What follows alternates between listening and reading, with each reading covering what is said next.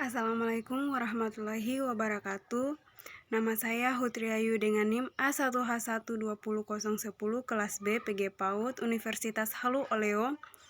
Di sini saya membuat video PowerPoint untuk menyelesaikan tugas final pengantar pendidikan dan menjelaskan tentang bab 5 sampai bab 9. Pertama-tama saya akan jelaskan terlebih dahulu dari bab 5. Bab 5 di sini berisi tentang pengertian, fungsi dan jenis lingkungan pendidikan. A. Pengertian dan fungsi lingkungan pendidikan. Menurut Sertain, ahli psikologi Amerika, yang dimaksud lingkungan meliputi kondisi dan alam dunia ini yang dengan cara-cara tertentu mempengaruhi tingkah laku kita, pertumbuhan, perkembangan atau life process.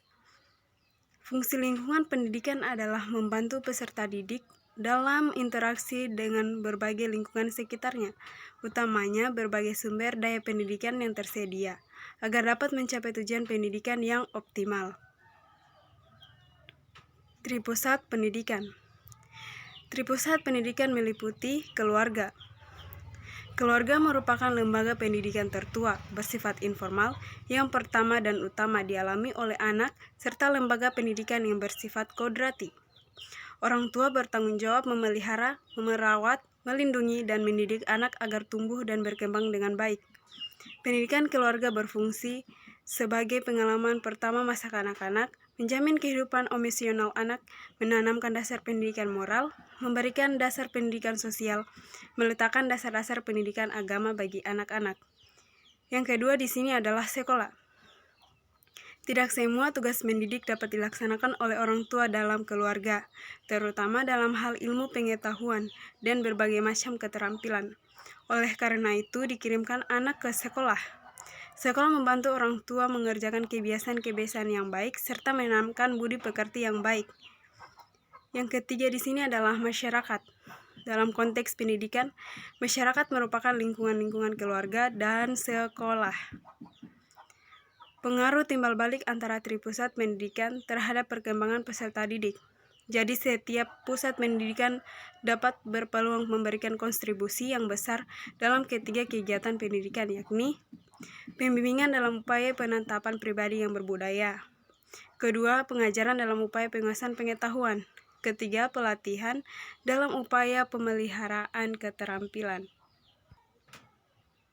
Bab 6. Aliran-aliran pendidikan. A. Aliran klasik dan gerakan baru dalam pendidikan. 1. Aliran-aliran klasik dalam pendidikan dan pengaruhnya terhadap pemikiran pendidikan di Indonesia. Jadi, aliran pendidikan yang ada di Indonesia itu terdapat dalam aliran empirisme. Aliran empirisme bertolak dari Lacanian tradition yang mementingkan stimulasi eksternal dalam perkembangan manusia dan menyatakan bahwa perkembangan manusia dan dalam perkembangan anak bertanggung kepada lingkungan, sedangkan pembawaan tidak dipentingkan. Pengalaman yang diperoleh oleh anak dapat dalam kehidupan sehari-hari dalam dunia sekitarnya yang berupa stimulan-stimulan. B. Aliran nativisme. Aliran nativisme bertolak dari Leibnizian tradition yang menekankan kemampuan dalam diri anak, sehingga faktor lingkungan termasuk faktor pendidikan kurang berpengaruh terhadap perkembangan anak. Sedangkan aliran naturalisme, aliran ini dipelopori oleh George Gerocio berpendapat bahwa semua anak baru dilahirkan mempunyai pembawaan baik. Pembawaan baik akan menjadi rusak karena dipengaruhi oleh lingkungan. Yang keempat ada aliran konvergensi. Aliran konvergensi dipelopori oleh William Stern. Ia berpendapat bahwa seorang anak dilahirkan di dunia sudah disertai pembawaan baik maupun pembawaan buruk. Yang kelima ada pengaruh aliran klasik terhadap pemikiran dan praktik pendidikan di Indonesia. Di Indonesia telah diterapkan berbagai aliran-aliran pendidikan. Penerimaan tersebut dilakukan dengan pendekatan efektif fungsional, yakni diterima sesuai kebutuhan, namun ditempatkan dalam latar pandangan yang konvergensi. 2. Gerakan baru pendidikan dan pengaruhnya terhadap pelaksanaan di Indonesia. A. Pengajaran alam sekitar. Gerakan pendidikan yang mendekatkan anak dengan sekitar adalah gerakan pengajaran alam sekitar. B. Pengajaran pusat perhatian, di mana pengajaran pusat perhatian dirintis oleh Ovidie Minette de Crowley dari Belgia dengan pengajaran melalui pusat-pusat minat di samping pendapatannya tentang pengajaran global. De Crowley menyumbangkan dua pendapat yang sangat berguna bagi pendidikan dan pengajaran, yaitu metode global dan sentra di internet. C. Sekolah kerja. Gerakan sekolah kerja dapat diundang atau dipandang sebagai titik kulminasi dari pandangan-pandangan yang mementingkan pendidikan keterampilan dalam pendidikan. D. Pengajaran proyek. Pengajaran proyek biasa pula digunakan sebagai salah satu metode mengajar di Indonesia, antara lain dengan menanamkan pengajaran proyek, pengajaran unit, dan sebagainya. D. Pengajaran proyek biasa pula digunakan sebagai salah satu metode pengajar di Indonesia. B2 aliran pokok pendidikan di Indonesia, yaitu 1. Perguruan kebangsaan tanam siswa, 2. Ruang pendidikan INS Kayu Tanam. Jadi pertama, perguruan kebangsaan taman siswa. Perguruan kebangsaan taman siswa didirikan oleh Ki Hajar Dewantara pada tanggal 3 Juli 1932 di Yogyakarta, yakni dalam bentuk yayasan. Yang kedua ini, Ruang Pendidik INS Indonesia Netherlands School, didirikan oleh Muhammad Jafei pada tanggal 31 Oktober 1926 di Kayu Tanam di Sumatera Barat. Bab 7. Permasalahan pendidikan. Permasalahan pokok pendidikan terdiri dari dua, yaitu bagaimana semua warga negara dapat menikmati kesempatan pendidikan, dan kedua, bagaimana pendidikan dapat membekali peserta didik dalam keterampilan kerja antar untuk dapat terjun ke dalam kancah kehidupan bermasyarakat.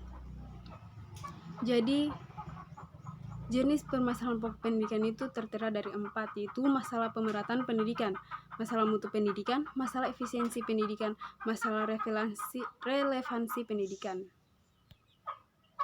Yang C. Saling keterkaitan antara masalah-masalah pendidikan. Ada 2 faktor penghambat perbaikan mutu pendidikan, yaitu gerakan perluasan pendidikan untuk melayani pemerataan kesempatan pendidikan bagi rakyat banyak memerlukan penghimpunan dan pengerahan dana dan daya. Faktor kedua, kondisi satuan-satuan pendidikan pada saat demikian mempersulit upaya peningkatan mutu. Yang D. Faktor-faktor yang mempengaruhi perkembangan masalah pendidikan, yaitu terdiri dari 5. Pertama, perkembangan iptek dan seni. Kedua, laju pertumbuhan penduduk. Ketiga, aspirasi masyarakat.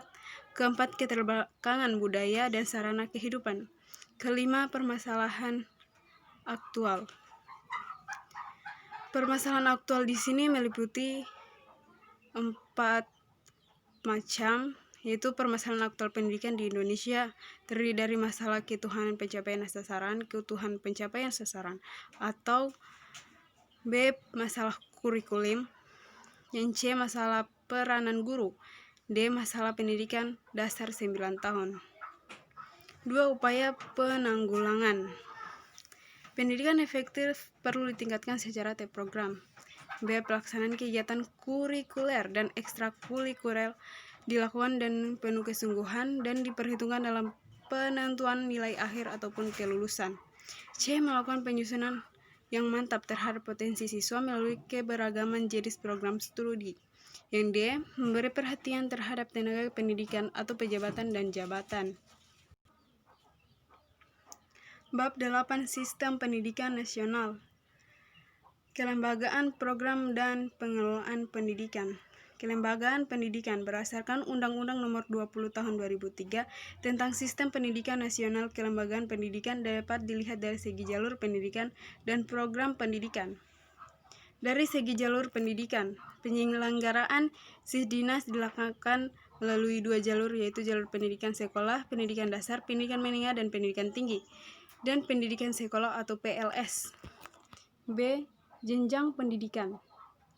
Jenjang pendidikan adalah tahap dalam pendidikan berkelanjutan yang ditetapkan berdasarkan tingkat perkembangan peserta didik serta keluasan dan kelembagaan bahan pengajaran dalam Undang-Undang Republik Indonesia Nomor 2 Tahun 1989 Bab 1 Pasal 1 Ayat 5. Jalur pendidikan sekolah dilaksanakan secara berjenjang yang terdiri atas jenjang pendidikan dasar, pendidikan menengah, dan pendidikan tinggi. 2. Program pendidikan atau program dan pengelolaan pendidikan. Jenis program pendidikan.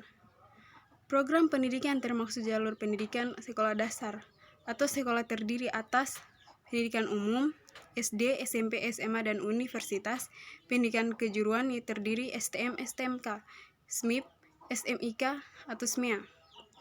Ketiga, pendidikan luar biasa atau SDLB atau SGPLB.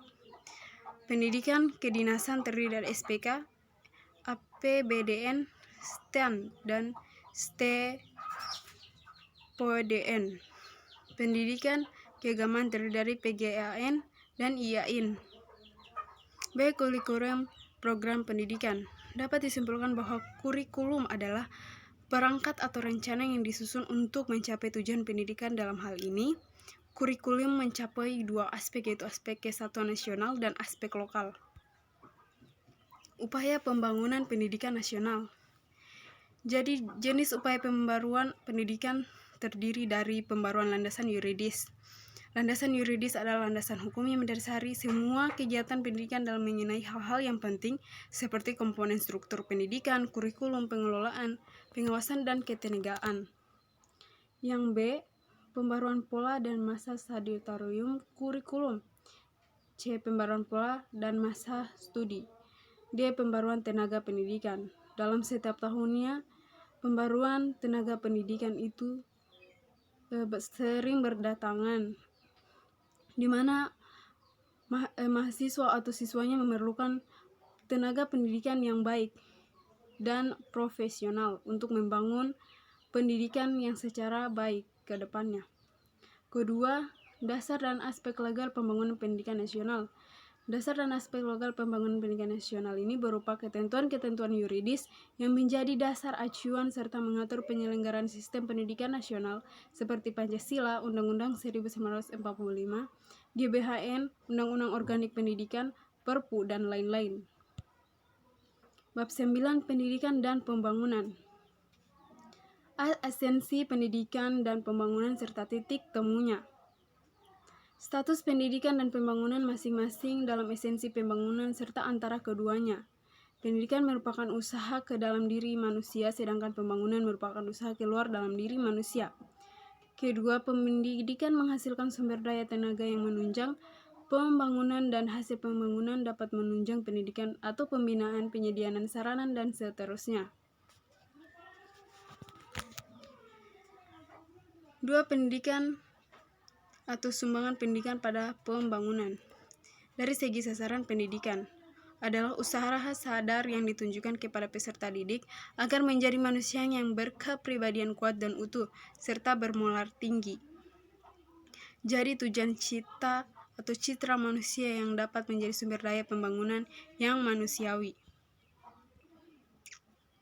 2. Segi lingkungan pendidikan.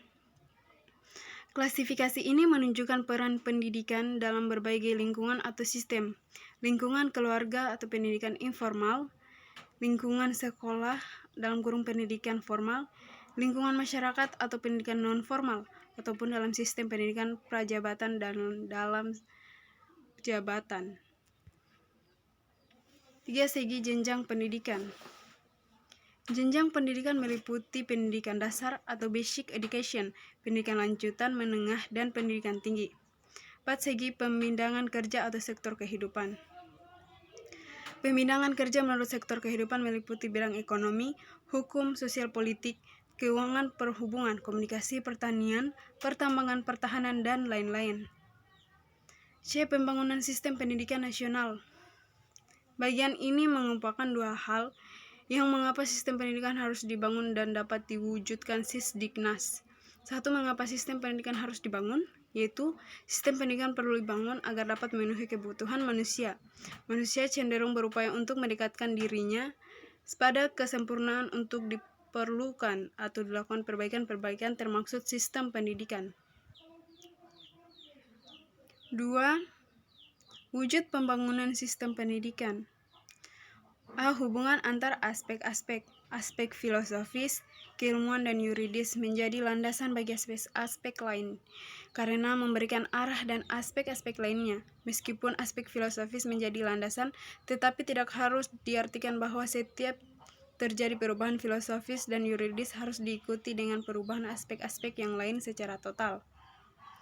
Aspek filosofis dan keilmuan berupa penggarapan tujuan nasional pendidikan, rumusan tujuan pendidikan nasional yang tentunya memberikan peluang bagi pengembangan hakikat manusia yang kodrati, berarti pula bersifat wajar. Bagi kita, pengembangan sifat kodrati manusia itu paralel dengan jiwa Pancasila. C. Aspek yuridis. Undang-Undang 1945 sebagai landasan hukum pendidikan yang sifatnya relatif tetap. Beberapa pasal yang melandasi pendidikan sifatnya eksplisit, yaitu pada pasal 31 ayat 1 dan 2, pasal 32 maupun yang implisit pasal 27 ayat 1 dan 2, pasal 34. Aspek struktur.